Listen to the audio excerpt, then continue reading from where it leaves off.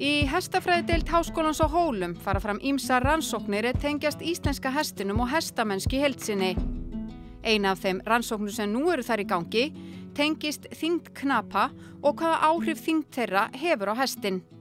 Við erum áður búin að gera eina rannsókn á þyngd knapa hvaða áhrif hún hefur á líkamlegt álag hjá íslenska hestinum og þá reyndum við að einangra þyngdina á knapanum og halda hesturinn fór í þjálfunarpróf þar sem hann hélt sama hraða og sömu gangtegund og fór sömu vegalengd. Og það sem við kannski áttum von á, það var meira líkamlegt álag þegar við jukum þyngd knapa. Við gerðum það með því að bæta við lóðum eða blýlóðum. Þannig við vorum bara með einn knapa og ekki áhrif á reiðstílum. Og okkur langar, og svo fengum við, vorum við 8 mismunandi hesta og okkur fannst að það gæti verið að bygging baksins á hestinum hefði áhrif á hvenær hann fær að þreytast. Okkur langar að athuga betur líkamsbygginguna og þá sérstaklega bakið, hvort að það getur haft áhrif á hversu sterkir hestar eða hvenær þeir fara að þreytast. Þannig að það er doktorsnemi, sænsk stúlka sem er að vinna að frekari rannsóknum á áhrifum af þyngd knapa á líkamlegt álag hjá hestum.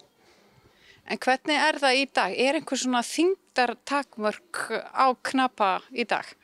Já, það er góð spurning og mjög eðlileg spurning og það eru til hestaleigur og hestaferðafyrirtæki sem hafa sett svoleiðis viðmið.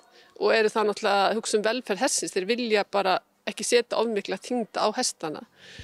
En það er engin tilraunur vísindaleg viðmið hver þyngdin á að vera.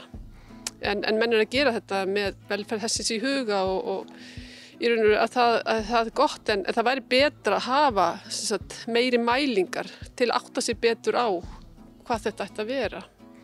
Og það sem við erum búin að finna út er að það er mikill einstaklingsbreytileiki á milli hesta, bæði búin að finna það í þeirri rannsókn sem við gerðum og svo er það bara reynsla hestamanna að hestar eru missterkir, þola misþunga knapa. En þetta snýst náttúrulega ekki bara líkamlega þyngd knapas, það er náttúrulega ýmislegt annað sem settir ofan á hestin sem telur með. Já, það eru rosalega margir þættir, þess vegna er svona erfitt að setja kannski bara eina tölu á þyngd knapa. Það skiptir miklu máli að knapi sé í góðu líkamlegu ástandi og hafi gott jafnvægi. Jafnvægi skiptir mjög miklu máli fyrir knapan. Hvað er erfitt fyrir hestin að bera knapan. Og við reynum að gera nemendur okkar mjög meðvituð líkamsástand sitt og að þau séu íþróttamenn og þau haldi sér í góðri þjálfun. Og til dæmis fáum við nemendur til að vigta sig með reiðtíginn og bara einn íslenskur hnakkur, hann er sirka 8 til 10 kíló þannig að það munar nakkinn og við kennum líka nemendum okkar að hugsa hvernig hesturinn ber sig að þannig að það sé gott fyrir hestinn að bera knapan, hvernig líkamsformið á hestinum er. Hann sé í sem bestu formi þannig að hann haldi sem best á knapan og þetta læra nemendur hér og við leggjum áherslu á þetta. En er ekki einmitt full þörf á svona rannsókn núna? Ég meina til dæmis eins og íslenska þjóðin, við erum nú alltaf að þyngjast. Jú, þetta er virkilega þörf á þessu og stundum mjög þungir knapar á hestinum og við þurfum að átta okkur á hversu þungir þeir mega eiginlega vera og hvað við getum þá boðið. Það mjög margir aðrir áhrifaþættir eins og hvað hratt við ríðum, hvað langt við ríðum, við hvaða aðstæður, á hvaða undirlagi. Þannig að þetta er ekki bara þyngd knapa sem veldur líkamlega álagið eða erfiði hjá hestinum. Þannig að við þurfum að átta okkur á í þessu samhengi hvað hestarnir þola mikið eða hvað ráða vel við mikið. En mér skilst að það hafi líka verið töluverð umræða þetta erlendis, er það ekki? Jú, þetta er dálítið heit umræða og jafnvel gengið svo langt að menn vilja að séu bara börn sem ríða íslenska hestinum. En það er náttúrulega reynsla alveg frá landnámi því að fullorðnir ríða hestinum og við höfum ræktað hann með það að sjónarmiði alveg mjög markvisst í 70 ár.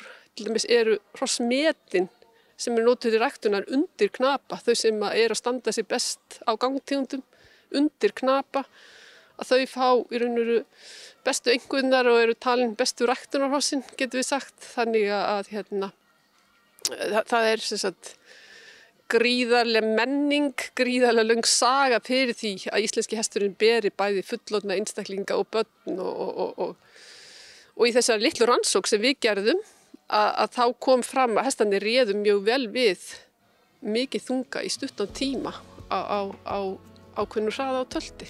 Hestarnir sem við vorum með, þetta voru fullorðnir, reyndir, þjálfaðir hestar og þeir réðu við mikið þunga, þeir réðu við knapa sem voru yfir 120 kíló í stuttan tíma. Og hvað væntið þið að komi út úr þessari áframhaldandi rannsókn? Er ykkur óska niðurstöður? Það er aðalega bara að auka þekkinguna þannig að við getum leiðbent betur notkun íslenska hestsins. Og við viljum vera leiðandi í umræðunni því að Ísland er upprunaland íslenska hestsins og við viljum auka þekkingu á honum og hann sé notaður af skynsemi og með velferð hans í huga.